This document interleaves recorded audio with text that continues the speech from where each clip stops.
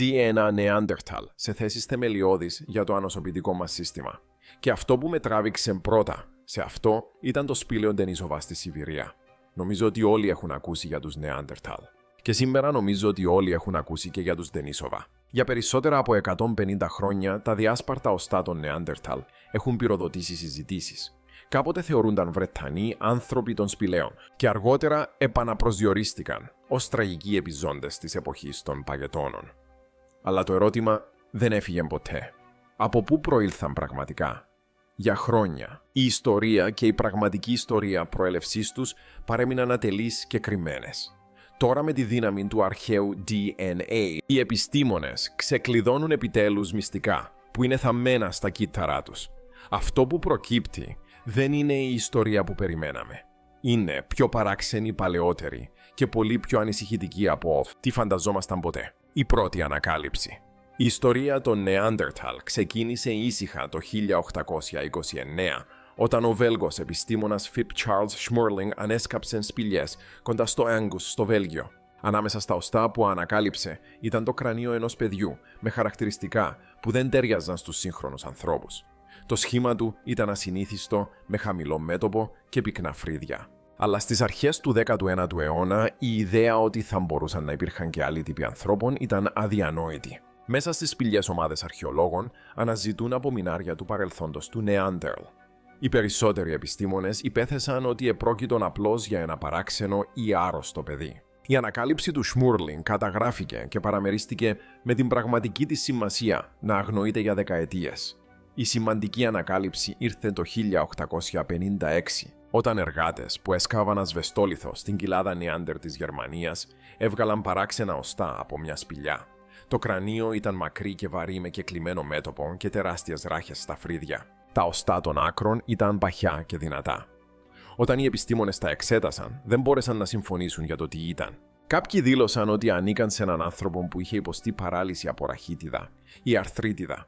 Άλλοι επέμεναν ότι προέρχονταν από έναν εξαφανισμένο πίθηκο ή αρκούδα. Η πιθανότητα ότι αυτά τα οστά ανήκαν σε ένα διαφορετικό είδος ανθρώπινου συγγενή ήταν πολύ ριζοσπαστική για πολλούς να την αποδεχτούν. Μόνο όταν περισσότεροι σκελετοί εμφανίστηκαν σε όλη την Ευρώπη, στα τέλη του 1800 στη Γαλλία, την Κροατία και την Ισπανία, η πραγματικότητα δεν μπορούσε πλέον να αμφισβητηθεί. Αυτές δεν ήταν μεμονωμένες παραμορφώσεις ή λάθη. Αποτελούσαν στοιχεία ενός ξεχωριστού ανθρώπινου είδους που κάποτε ζούσε σε όλη την Ήπειρο. Σε αναγνώριση του ευρήματος στην κοιλάδα του Νεάντερ, οι επιστήμονες τους έδωσαν ένα όνομα, Homo neanderthalensis. Αλλά η ονομασία τους δεν έβαλε τέλος στις συζητήσεις. Ακόμη και στα τέλη του 19ου και στις αρχές του 20ου αιώνα, οι επιστήμονες διαφωνούσαν για το τι είδους άνθρωποι ήταν στην πραγματικότητα οι Neanderthal. Ορισμένες ανακατασκευές τους έδειχναν σκυμμένους και πυθικόμορφους, βασισμένες σε σκελετούς που έπασχαν από αρθρίτιδα. Μουσεία και δημοφιλείς εικονογραφήσεις στηρίχθηκαν σε αυτήν την εικόνα, απεικονίζοντάς τους ως πρωτόγωνα θηρία με ρόπαλα και γκρινιάζοντα πρόσωπα. Αυτές οι πρώιμες απεικονίσεις έμειναν στη φαντασία του κοινού και έριξαν μια μακρά σκιά στον τρόπο με τον οποίο αντιμετωπίζονταν οι Neanderthal για δεκαετίες. Ωστόσο, πίσω από τα στερεότυπα κρυβόταν ένα βαθύτερο ερώτημα, στο οποίο κανένα απολίθωμα δεν μπορούσε να απαντήσει. Αν οι Neanderthal κάποτε περιπλανιόντουσαν στην Ευρώπη, από πού είχαν προέλθει εξ αρχής? Μερικοί ερευνητές πίστευαν ότι πρέπει να είχαν αναπτυχθεί τοπικά από προγενέστερους Ευρωπαίους προγόνους. Άλλοι υποψιάζονταν ότι η ιστορία τους ξεκίνησε αλλού. Για να σπάσει το αδιέξοδο, οι επιστήμονες θα χρειάζονταν ένα νέο είδος στοιχείων κλειδωμένο μέσα στα ίδια τα απολιθώματα. Αυτά τα στοιχεία ήταν το DNA. Και μόλις ανακτηθούν, θα μεταμορφώσουν όλα όσα νομίζαμε ότι γνωρίζαμε για τους Neanderthal. Διαβάζοντας τον γενετικό κώδικα των νεκρών. Το 1997 επιστήμονες εξέτασαν ένα οστό Neanderthal που βρισκόταν σε συρτάρι μουσείου για περισσότερο από έναν αιώνα. Το οστό προερχόταν από το σπήλαιο Feldhofer στην κοιλάδα Neanderthal κοντά στον Düsseldorf, την ίδια τοποθεσία όπου οι Neanderthal εντοπίστηκαν για πρώτη φορά το 1856. Για δεκαετίες η φώκια φως βρισκόταν στη συλλογή του Μουσείου Rheinisches Landes στη Βον. Διατηρήθηκε προσεκτικά, αλλά ποτέ δεν φαντάστηκε ως κάτι περισσότερο από ένα εκθετήριο. Όταν ένα μικρό θραύσμα παραδόθηκε για έλεγχο, κανείς δεν μπορούσε να είναι σίγουρος ότι κάτι χρήσιμο παρέμεινε μέσα. Ένα προφανές ερώτημα που τίθεται είναι ποιος είναι ο αντίκτυπος της γενετικής συμβολής των Neanderthal στους ανθρώπους σήμερα. Υπό την καθοδήγηση του Σβάντα Πέμπο στο Πανεπιστήμιο του Μονάχου, οι ερευνητές έψαξαν στο πυκνό τμήμα του απολιθώματος και συνέλεξαν μια λεπτή σκόνη. Αυτό που έβγαλαν από αυτό άφησε άναυδο τον επιστημονικό κόσμο. Ενάντια σε όλες τις πιθανότητες, ανέκτησαν κλόνους μυτοχονδριακού DNA, γενετικού υλικού, που περνάει από τη μητέρα στο παιδί. Αμέσως αντιμετώπισαν προκλήσεις. Τα θραύσματα ήταν εύθραυστα συχνά σπασμένα σε κομμάτια μήκους μερικών μόνο δεκάδων γραμμάτων. Ήταν αναμεμειγμένα με DNA από μικρόβια του εδάφους και με σύγχρονη μόλυνση από ανθρώπους που είχαν χειριστεί το απολίθωμα όλα αυτά τα χρόνια. Η επιτυχία απέδειξε ότι το έργο ήταν εφικτό, αλλά έδειξε επίσης πόσο δύσκολος θα ήταν ο δρόμος μπροστά. Η πραγματική προσπάθεια ξεκίνησε την ίδια χρονιά όταν ιδρύθηκε το Ινστιτούτο Max Planck για την εξελικτική ανθρωπολογία στη Λειψία. Το PBO μετακόμισε εκεί και δημιούργησε μια ομάδα αφιερωμένη εξ ολοκλήρου στο αρχαίο DNA. Για να κατασκευάσουν ένα πλήρες γονιδίωμα, χρειάζονταν οστά Neanderthal που να διατηρούσαν ακόμα αρκετό DNA για να εργαστούν. Τα συνηθισμένα απολιθώματα συχνά δεν μετέφεραν τίποτα άλλο παρά σκόνη. Έτσι η ομάδα στόχευσε σε λείψανα που είχαν διατηρηθεί σε ψυχρές και σταθερές συνθήκες. Και μία από τις πιο σημαντικές πηγές ήταν το σπήλαιο Βίντιγια στην Κροατία, όπου οστά Neanderthal που ανακαλύφθηκαν τη δεκαετία του 1970 είχαν αποθηκευτεί στο Κροατικό Μουσείο Φυσικής Ιστορίας. Το δροσερό περιβάλλον των σπηλαίων τους είχε προστατεύσει καλύτερα από τις περισσότερες ευρωπαϊκές τοποθεσίες. Ένα άλλο σύνολο δειγμάτων προήλθε από τη Σιβηρία, όπου το υπερπαγωμένο έδαφος διατηρούσε τα λείψανα κλειδωμένα σε παγωμένο έδαφος για δεκάδες χιλιάδες χρόνια. Αυτά τα οστά ανήκουν σε Neanderthal που είχαν ζήσει στην Ανατολική Ευρώπη και την Κεντρική Ασία και επιλέχθηκαν επειδή η διατήρησή τους έδινε τις καλύτερες πιθανότητες να βρεθεί άθικτο γενετικό υλικό. Κάθε απολίθωμα τρυπήθηκε με αποστηρωμένα εργαλεία, ώστε οι ερευνητές να μπορέσουν να φτάσουν στο πυκνό εσωτερικό οστό που είχε εκτεθεί λιγότερο σε μόλυνση. Η σκόνη από αυτές τις γεωτρήσεις διαλύθηκε στη συνέχεια σε χημικά διαλύματα για να απελευθερωθούν όσα θραύσματα DNA είχαν ακόμα προσκοληθεί στο εσωτερικό. Κάθε βήμα της διαδικασίας έπρεπε να προστατεύεται από τη μόλυνση. Τα εργαστήρια σφραγίστηκαν και αποστηρώθηκαν και οι επιστήμονες εργάστηκαν φορώντας πλήρεις προστατευτικές στολές. Τα ίδια τα θραύσματα DNA ήταν κοντά και σοβαρά κατεστραμμένα. Έτσι, οι ερευνητές αναζήτησαν έναν αποκαλυπτικό χημικό μοτίβο στα άκρα τους, που να αποδεικνύει ότι ήταν πραγματικά αρχαία. DNA Neanderthal σε θέσεις θεμελιώδεις για το ανοσοποιητικό μας σύστημα. Ένζημα χρησιμοποιήθηκαν για τον καθαρισμό των θραυσμάτων. Προσθέθηκαν τεχνητές ετικέτες, ώστε να μπορούν να εντοπιστούν. Στη συνέχεια, δημιουργήθηκαν εκατομμύρια αντίγραφα μέχρι οι αλληλουχίες να γίνουν αναγνώσιμες από σύγχρονα μηχανήματα. Για να διατηρηθούν τα αποτελέσματα τεκμηριωμένα σε πραγματικό χρόνο, ειδικοί στη μονάδα επιταχυντή ραδιοανθρακικού Οξφόρδης της Οξφόρδης χρονολόγησαν τα οστά και το περιβάλλον υλικό, διασφαλίζοντας ότι τα γενετικά δεδομένα ταιριάζουν με το αρχαιολογικό αρχείο. Μέχρι το 2010, μετά από χρόνια προσεκτικής εργασίας, η ομάδα του Χάμπο στο Ινστιτούτο Max Planck δημοσίευσε το πρώτο προσχέδιο του γονιδιώματος του Neanderthal. Αυτή ήταν η πρώτη φορά που οι επιστήμονες κατάφεραν να διαβάσουν τον πλήρη γενετικό κώδικα ενός προπολού εξαφανισμένου ανθρώπινου συγγενή. Το αποτέλεσμα επιβεβαίωσε αυτό που είχαν ήδη υποδείξει οι προηγούμενες μυτοχονδριακές εξετάσεις. Η Neanderthal δεν ήταν μια άρρωστη μορφή σύγχρονων ανθρώπων. Ήταν ένα ξεχωριστό είδος που είχε αποσχιστεί από τους προγόνους μας πριν από περίπου 5 έως 600.000 χρόνια. Αλλά το προσχέδιο του γονιδιώματος έθεσε επίσης νέα ερωτήματα. Ορισμένα μέρη του DNA δεν τέριαζαν απόλυτα με την ιδέα ενός καθαρού διαχωρισμό μεταξύ Neanderthal και σύγχρονων ανθρώπων. Τα δεδομένα υπενήσονταν μια πιο περίπλοκη ιστορία, αλλά οι ερευνητές δεν ήταν ακόμη έτοιμοι να πούν ακριβώς τι σήμαινε. Αυτό που είχε μεγαλύτερη σημασία σε αυτό το στάδιο ήταν ότι το γονιδίωμα είχε επιτέλους καταγραφεί και έδωσε στους επιστήμονες ένα ισχυρό νέο εργαλείο για να δοκιμάσουν παλιές θεωρίες. Το επόμενο βήμα ήταν να συγκριθεί το DNA των Neanderthal από διαφορετικές περιοχές. Μόνο τότε οι επιστήμονες άρχισαν να βλέπουν την πλήρη εικόνα και τα ευρήματα όθησαν την ιστορία πολύ πέρα από την Ευρώπη. Το κομψό πρόσωπο είναι πολύ διαφορετικό από το σχήμα ενός σύγχρονου προσώπου και πολλά επιχειρήματα σχετικά με το πώς εξελίχθηκε αυτό το πρόσωπο και γιατί εξελίχθηκε. Η συγκλονιστική ασιατική σύνδεση. Για ένα διάστημα, το γονιδίωμα του Neanderthal από το σπήλαιο Βίντιγκα θεωρούνταν το τυπικό μοντέλο για το πώς έμοιαζε ένα γονιδίωμα του Neanderthal. Αλλά αυτή η υπόθεση άρχισε γρήγορα να καταρρίπτεται όταν ένα άλλο γονιδίωμα ανακτήθηκε από ένα μικρό οστό δακτύλου που βρέθηκε στο σπήλαιο Ντενίσοβα στη Σιβηρία. Αυτό το δείγμα έγινε γνωστό ως ο Νεάντερταλ, Altai, και όταν ερευνητές στη Λειψία το συνέκριναν με το κροατικό γονιδίωμα έμειναν έκπληκτοι από τις διαφορές. Οι δύο Νεάντερταλ ζούσαν δεκάδες χιλιάδες χρόνια μακριά ο ένας από τον άλλον και χιλιάδες μίλια μακριά ο ένας από τον άλλον. Ωστόσο, το γενετικό χάσμα μεταξύ τους ήταν πολύ μεγαλύτερο από το αναμενόμενο. Αυτό δεν ήταν το μοτίβο ενός ενιαίου ομοιόμορφου είδους που κινούνταν αργά στην Ευρώπη. Αντίθετα, έδειξαν ότι οι Νεάντερταλ χωρίζονταν σε ξεχωριστούς πληθυσμούς που είχαν απομονωθεί ο ένας από τον άλλον για μεγάλα χρονικά διαστήματα. Το γονιδίωμα του Altai αποκάλυψε ότι ο ανατολικός κλάδος των Νεάντερταλ ζούσε στη Σιβηρία για εκατοντάδες χιλιάδες χρόνια εξελισσόμενος σε διαφορετική πορεία από τους δυτικούς συγγενείς τους. Αυτό το έβριμα ήταν σοκ επειδή για περισσότερο από έναν αιώνα οι Νεάντερταλ αντιμετωπίζονταν ως μια ευρωπαϊκή ιστορία. Τα οστά τους είχαν βρεθεί στη Γερμανία, τη Γαλλία, την Ισπανία και την Κροατία. Έτσι η υπόθεση ήταν ότι η Ευρώπη ήταν η πραγματική τους πατρίδα. Τα στοιχεία του γονιδιώματος διέλυσαν αυτή την εικόνα. Οι Νεάντερταλ δεν περιορίζονταν καθόλου στην Ευρώπη. Βρίσκονταν εξαπλωμένοι σε μια τεράστια περιοχή που εκτείνονταν χιλιάδες μίλια στην Ασία.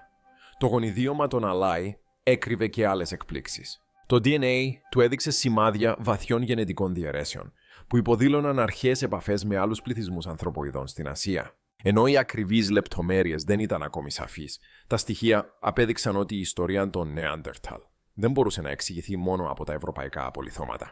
Για να τα κατανοήσουν πλήρως, οι επιστήμονες θα έπρεπε να κοιτάξουν τόσο ανατολικά όσο και δυτικά. Αρχαιολογικές ανακαλύψεις ολοκλήρωσαν αυτή την εικόνα. Σε μέρη της Κίνας είχαν βρεθεί λίθινα εργαλεία που έμοιαζαν πολύ με αυτά που χρησιμοποιούσαν οι Νεάντερταλ στην Ευρώπη. Δεν ήταν σαφές αν αυτά τα εργαλεία είχαν κατασκευαστεί από τους ίδιους τους πληθυσμούς των Νεάντερταλ ή από άλλες ομάδες που είχαν δανειστεί τις τεχνικές τους. Αλλά η παρουσία τους έδειχνε ότι οι ιδέες και πιθανώς οι άνθρωποι μετακινούνταν σε τεράστιες αποστάσεις. Και στο ίδιο Σιβηριανό σπήλαιο, όπου ανακαλύφθηκε ο Άλλη Νεάντερταλ. Ένα άλλο θράψμα θα οδηγούσε σε ένα ακόμη μεγαλύτερο σοκ. Συναντήσεις με τους Ντενίσοβεν. Το 2008, βαθιά μέσα στο σπήλαιο Ντενίσοβα στη Σιβηρία, οι επιστήμονες ανακάλυψαν κάτι που φαινόταν σαν ένα ασήμαντο απολίθωμα. Ρώσοι αρχαιολόγοι που έκαναν ανασκαφές στο σπήλαιο αποκάλυψαν ένα θράψμα από ένα οστό δακτύλου ενός νεαρού κοριτσιού. Το κομμάτι ήταν τόσο μικρό που στην αρχή φαινόταν ασήμαντο. Αποθηκεύτηκε και αργότερα παραδόθηκε στην ομάδα στο Λάιπικ για γενετικές εξετάσεις. Όταν η ομάδα του Σπάντα Πάμπο εξήγαγε DNA από αυτά τα αποτελέσματα, σόκαραν τους πάντες. Το οστό δεν τέριαζε με τους Νεάντερταλ και δεν τέριαζε με τους σύγχρονους ανθρώπους. Ανήκε σε έναν εντελώς διαφορετικό πληθυσμό αρχαίων ανθρώπων. Σε αυτούς τους ανθρώπους δόθηκε ένα νέο όνομα που πήρε απευθείας από το ίδιο το σπήλαιο. Έγιναν γνωστοί ως Ντενίσοβεν. Αυτό το έβριμα άλλαξε αμέσως την εικόνα της ανθρώπινης εξέλιξης. Άνθρωποι. Και ήταν από κάθε άποψη άνθρωποι, επειδή οι ανατομικά σύγχρονοι άνθρωποι διασταυρώθηκαν με Νεάντερταλ. Δεν μπορείς να διασταυρωθείς με άλλο είδος. Μέχρι τότε. Οι επιστήμονες πίστευαν ότι ο κόσμος της εποχής των παγετώνων κατοικούνταν μόνο από Νεάντερταλ και πρώιμους σύγχρονους ανθρώπους. Οι Νεάντερταλ και οι Ντενίσοβεν έδειξαν ότι υπήρχαν τουλάχιστον 3 ξεχωριστές ομάδες που ζούσαν ταυτόχρονα. Ακόμα πιο εκπληκτικό ήταν ότι το DNA αποκάλυψε ότι οι Νεάντερταλ και οι Ντενίσοβεν δεν ήταν ξένοι μεταξύ τους. Είχαν ζήσει δίπλα-δίπλα σε μέρη της Ασίας και τα γονίδια τους έδειξαν ότι είχαν διασταυρωθεί περισσότερες από μία φορές. Μία από τις πιο σαφείς αποδείξεις ήρθε το 2018, όταν οι ερευνητές ανέλυσαν τα λείψανα μιας έφηβης κοπέλας που βρέθηκε στο ίδιο σπήλαιο. Το DNA της έδειξε ότι είχε μητέρα Νεάντερταλ και πατέρα Ντενίσοβεν. Τέρα. Δεν ήταν προϊόν μακρινής καταγωγής ή αμυδρά ίχνη. Ήταν άμεσο παιδί 2 διαφορετικών ομάδων. Αυτή η μοναδική ανακάλυψη απέδειξε πέραν πάσης αμφιβολίας ότι οι Νεάντερταλ και οι Ντενίσοβεν δεν συναντήθηκαν απλώς. Σχημάτισαν οικογένειες μαζί. Άλλες συγκρίσεις έδειξαν ότι η ανάμειξη συνέβη σε περισσότερα από ένα μέρη και σε διαφορετικές χρονικές στιγμές.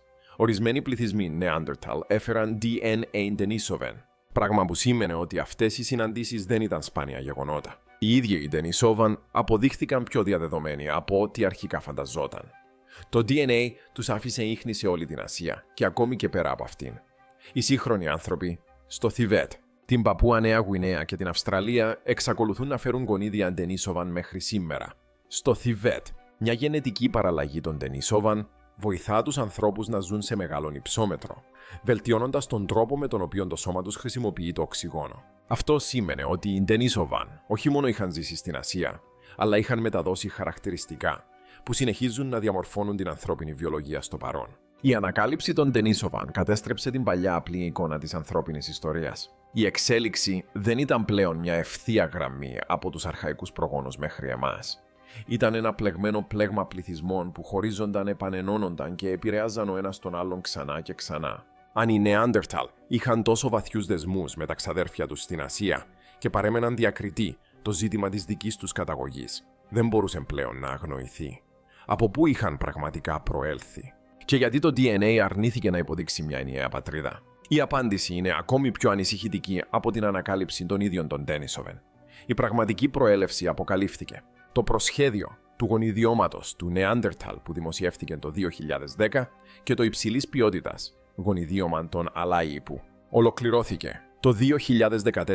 Έδωσαν στους επιστήμονες την πρώτη τους ευκαιρία να χαρτογραφήσουν λεπτομερώς την καταγωγή τους. Συγκρίνοντας αυτά τα γονιδιώματα με άλλο αρχαίο και σύγχρονο DNA, η ομάδα του Svante Pääbo και οι συνεργάτες τους έδειξαν ότι οι Νεάντερταλ κατάγονταν από τον Homo heidelbergensis. Αυτό το είδος είχε ζήσει πριν από περίπου 600.000 χρόνια και συχνά θεωρείται ως γέφυρα μεταξύ των προγενέστερων ανθρώπων και των μεταγενέστερων. Είχαν μεγαλύτερους εγκεφάλους και πιο προηγμένα εργαλεία από τους προγόνους τους και ήταν κοντά σε μορφή τόσο με τους Νεάντερταλ όσο και με εμάς. Απολιθώματα Homo heidelbergensis είχαν βρεθεί στην Αφρική, όπως στην Αιθιοπία και στην Ευρώπη, όπως στο Σέμα Ντελός, στην Ισπανία.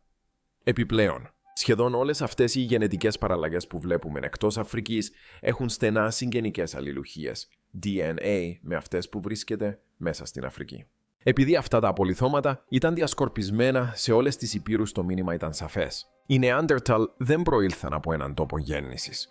Προήλθαν από έναν πληθυσμό που ήταν ήδη διασκορπισμένος σε όλη την Αφρική και την Ευρασία. Όταν οι επιστήμονες εξέτασαν το γονιδίωμα των Αλάι πιο προσεκτικά, η έκπληξη μόνο βάθινε. Το DNA μετέφερε σήματα που έδειχναν προς διάφορες κατευθύνσεις. Ορισμένες αλληλουχίες συνέδεαν τους Νεάντερταλ με πληθυσμούς στην Ευρώπη. Άλλοι τους συνέδεσαν με ομάδες στην Ασία και άλλοι υπενήσονταν συνεισφορές από ακόμη παλαιότερες γενεαλογικές γραμμές. Μία από αυτές τις γενεαλογικές γραμμές ήταν ο Homo erectus, ένα είδος που έζησε στην Ασία για περισσότερο από 1 εκατομμύριο χρόνια. Ο Homo erectus ήταν μία από τις πρώτες ανθρώπινες μορφές που περπάτησε πλήρως όρθιος και εγκατέλειψε την Αφρική. Τα απολιθώματά τους είχαν βρεθεί από την Ινδονησία έως την Κίνα. Αν οι Νεάντερταλ έφεραν ίχνη του Homo erectus, αυτό σήμαινε ότι οι πρόγονοι τους είχαν αναμειχθεί με παλαιότερους πληθυσμούς που ζούσαν ήδη στην Ασία πολύ πριν εμφανιστεί η κλασική μορφή του Νεάντερταλ, για να γίνει η εικόνα ακόμη πιο περίπλοκη. Τα γονιδιώματα αποκάλυψαν επίσης ότι οι Νεάντερταλ συνδέονταν με τους σύγχρονους ανθρώπους στο δικό μας είδος, που είναι επιστημονικά γνωστό ως Homo sapiens, πολύ νωρίτερα από το αναμενόμενο. Οι σύγχρονοι άνθρωποι ορίζονται από ελαφρύτερους σκελετούς, ψηλότερα μέτωπα, μικρότερα πρόσωπα και μια ικανότητα για συμβολική σκέψη και γλώσσα που διαμόρφωσε τον πολιτισμό. Το γενετικό αρχείο έδειξε ότι οι Νεάντερταλ και οι πρώιμοι σύγχρονοι άνθρωποι είχαν αρχίσει να διασταυρώνονται πριν από 200.000 χρόνια, πολύ νωρίτερα, από τι πίστευαν κάποτε οι επιστήμονες. Αυτή η αποκάλυψη σόκαρε τους ερευνητές επειδή ανέτρεψε ολόκληρον το πλαίσιο της ανθρώπινης εξέλιξης. Έδειξε ότι οι Νεάντερταλ δεν ήταν ένας απομονωμένος κλάδος, αλλά ένα σκέλος σε ένα δίκτυο ανθρώπινων ομάδων που συναντιόντουσαν, αναμειγνύονταν και αναδιαμορφώνονταν συνεχώς. Ορισμένοι πληθυσμοί στον κόσμο σήμερα εξακολουθούν να έχουν 3 έως 5% DNA Νεάντερταλ. Η επόμενη πρόκληση για τους επιστήμονες ήταν να κατανοήσουν πώς λειτουργούσε στην πραγματικότητα αυτός ο ιστός, πώς επιβίωσαν αυτές οι ομάδες σε τόσο εχθρικές συνθήκες και πώς οι μετακινήσεις τους σε όλες τις υπήρους δημιούργησαν τις συνεχείς ανταλλαγές που διαμόρφωσαν το DNA τους, κλιμακύματα και σταυροδρόμια. Η ιστορία των Νεάντερταλ δεν εξελίχθηκε σε έναν ήσυχο ή σταθερό κόσμο. Οι ζωές τους διαμορφώθηκαν από τους βάναυσους κύκλους των παγετώνων. Όταν τεράστιοι παγετώνες προχωρούσαν και υποχωρούσαν σε όλη την Ευρώπη, ξανά και ξανά. Κατά τη διάρκεια των πιο ψυχρών φάσεων, τεράστια στρώματα πάγου κάλυπταν μεγάλο μέρος της υπήρου, αναγκάζοντας τόσο τα ζώα όσο και τους ανθρώπους να εγκαταλείψουν ολόκληρες περιοχές. Κατά τη διάρκεια αυτής της περίοδου επέζησαν σε νότια καταφύγια όπως η Ισπανία, η Ιταλία και τα Βαλκάνια. Όταν οι παγετώνες έλειωσαν, μετακινήθηκαν βόρεια σε εδάφη που ήταν ακατοίκητα μόλις αιώνες νωρίτερα. Αρχαιολογικά στοιχεία δείχνουν ότι οι Νεάντερταλ επέστρεφαν επανειλημμένα στα ίδια καταφύγια, γεγονός που υποδηλώνει ότι είχαν μοτίβα κίνησης που διήρκεσαν χιλιάδες χρόνια. Τα στοιχεία DNA επιβεβαίωσαν ότι αυτές οι μετακινήσεις δεν περιορίζονταν στην Ευρώπη. Οι Νεάντερταλ συνδέονταν και με την Αφρική. Ο πρόγονός τους, Homo heidelberg, είχε ζήσει τόσο στην Αφρική όσο και στην Ευρασία και κύματα πληθυσμών που μετακινούνταν από την Αφρική συνέβαλαν στην ιστορία των Νεάντερταλ. Εδώ ήταν οι πρώτοι άνθρωποι των λουλουδιών, μια ανακάλυψη εντελώς πρωτοφανή στην αρχαιολογία. Ορισμένες ομάδες επέστρεψαν στην Αφρική μεταφέροντας γονίδια συνδεδεμένα με τους Νεάντερταλ, ενώ άλλες προχώρησαν βαθύτερα στην Ευρασία. Αυτές οι μετακινήσεις εμπρός και πίσω εξηγούν γιατί το γονιδίωμα του Νεάντερταλ φέρει σήματα που εκτείνονται σε όλες τις υπήρους. Ένα από τα πιο σημαντικά σταυροδρόμια σε αυτή τη διαδικασία ήταν τα βουνά του Καυκάσου, τα οποία βρίσκονται στο φυσικό όριο μεταξύ Ευρώπης και Ασίας. Αρχαιολογικοί χώροι σε αυτήν την περιοχή, όπως το σπήλαιο Μεσμεκάγια, παρήγαγαν απολιθώματα Νεάντερταλ που έδειξαν σαφείς γενετικές συνδέσεις μεταξύ ανατολικών και δυτικών πληθυσμών. Αυτό απέδειξε ότι ο Κάφκασος δεν ήταν εμπόδιο, αλλά μια γέφυρα που επέτρεπε τη ροή ιδεών, εργαλείων και γονιδίων και προς τις δύο κατευθύνσεις. Υπήρχαν και άλλες πύλες. Η Βόρεια Αφρική και η Λεβάντε, η περιοχή που περιλαμβάνει το σύγχρονο Ισραήλ, την Ιορδανία και τη Συρία, λειτουργούσαν ως ζωτικοί διάδρομοι που συνέδεαν την Αφρική με την Ευρασία, κατά τη διάρκεια των ψυχρότερων φάσεων της εποχής των παγετώνων. Οι έρημοι και οι σκληρές συνθήκες έκλεισαν αυτές τις διαδρομές. Αλλά όταν το κλίμα θερμάνθηκε, άνοιξαν ξανά απολιθώματα και λίθινα εργαλεία από τοποθεσίες στην Ανατολική Μεσόγειο, όπως το σπήλαιο Ταμπόν και το Καύζα. Έδειξαν ότι τόσο οι Νεάντερταλ όσο και οι πρώιμοι σύγχρονοι άνθρωποι είχαν περάσει από αυτές τις περιοχές σε διαφορετικές χρονικές στιγμές. Το σπήλαιο είναι εξαιρετικά εμβληματικό στην ιστορία των μελετών για τους Νεάντερταλ και έπαιξε καθοριστικό ρόλο σε αυτό. Μαζί ο Κάφκασος, η Βόρεια Αφρική και η Λεβάντε σχημάτισαν τα κύρια σταυροδρόμια του κόσμου των Νεάντερταλ. Κάθε φορά που αυτές οι διαδρομές γίνονταν προσβάσιμες, νέα κύματα ανθρώπων διέσχιζαν αυτές τις περιοχές, κουβαλώντας μαζί τους τα γονίδια και τις τεχνολογίες τους. Αυτή η συνεχής κίνηση δημιούργησε ποικιλομορφία και δύναμη, αλλά άφησε επίσης ένα βασανιστικό ερώτημα: αν ήταν τόσο προσαρμόσιμοι, τόσο βαθιά συνδεδεμένοι με τρεις υπήρους και τόσο συνδεδεμένοι με άλλες ανθρώπινες ομάδες, γιατί οι Νεάντερταλ τελικά εξαφανίστηκαν, ενώ οι σύγχρονοι άνθρωποι επέζησαν. Τι συνέβη στους Νεάντερταλ? Πριν από περίπου 40.000 χρόνια, η ιστορία των Νεάντερταλ έφτασε στο τέλος της. Ακόμα και όσον αφορά τους Νεάντερταλ, εμείς είμαστε εδώ και αυτοί δεν είναι επειδή ήμασταν καλύτεροι από αυτούς. Οι επιστήμονες κάποτε φαντάζονταν ότι εξαφανίστηκαν ξαφνικά, αλλά τα στοιχεία σκιαγραφούν μια διαφορετική εικόνα. Το τέλος ήταν αργό και αμήλικτο, μια παρακμή που εκτυλίχθηκε σε διάστημα χιλιάδων ετών. Απολιθωμένα και αρχαιολογικά αρχεία δείχνουν ότι οι πληθυσμοί των Νεάντερταλ είχαν ήδη αρχίσει να συρρυκνώνονται πολύ πριν από την τελική τους εξαφάνιση, σε πολλές περιοχές. Οι κάποτε ακμάζουσες τοποθεσίες άδειαζαν. Γενετικές μελέτες επιβεβαίωσαν αυτή την παρακμή.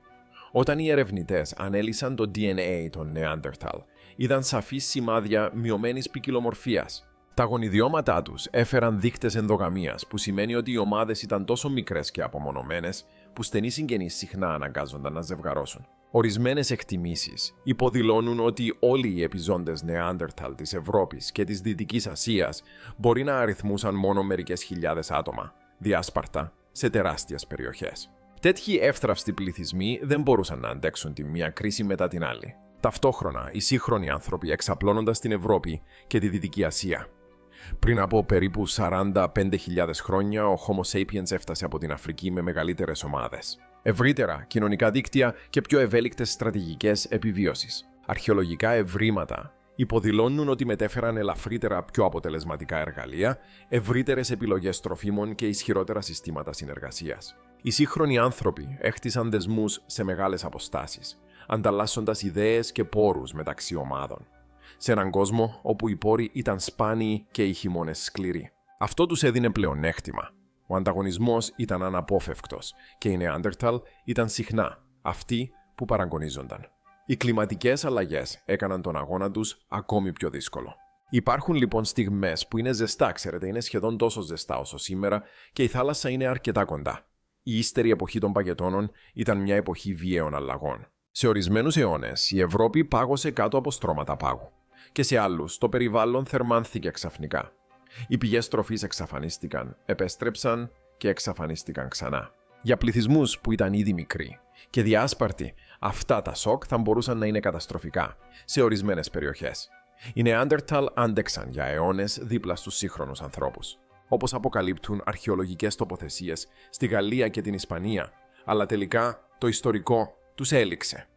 Άλλες πιέσεις μπορεί επίσης να συνέβαλαν. Μερικοί επιστήμονες υποστηρίζουν ότι οι παθογόνοι μικροοργανισμοί που μεταφέρονταν από τον εισερχόμενο Homo sapiens θα μπορούσαν να έχουν προσβάλει ομάδες Νεάντερταλ που δεν είχαν ανοσία. Όπως ακριβώς νέες ασθένειες κατέστρεψαν τους αυτόχθονες πληθυσμούς στην Αμερική χιλιάδες χρόνια αργότερα. Αν και αμφισβητείται, η ιδέα υπογραμμίζει πόσο ευάλωτοι θα ήταν οι μικροί στρεσαρισμένοι πληθυσμοί στην εξωτερική επαφή.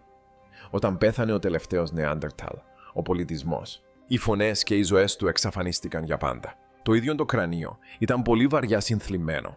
Στην πραγματικότητα, ολόκληρο το κρανίο ήταν συνθλιμμένο και είχε πιθανώς πάχος 2 έως 3 εκατοστά. Αυτό που απέμεινε ήταν θραύσματα του DNA τους, που εξακολουθούν να υπάρχουν μέσα στους σύγχρονους ανθρώπους σήμερα.